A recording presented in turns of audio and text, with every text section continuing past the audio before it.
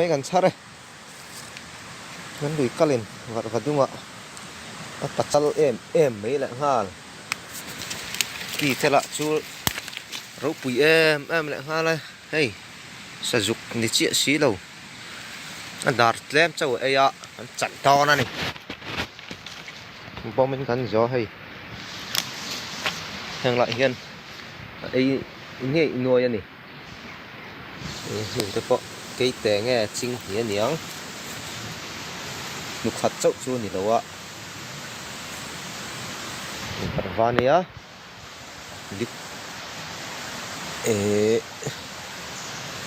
càng không thấy lùi chuột thăng lóc này tụ lại con nụ chia tu pa nín na này cái thế kan chawa nụ bel se nụ kurang se la ka tiril ruk line kan mutut maya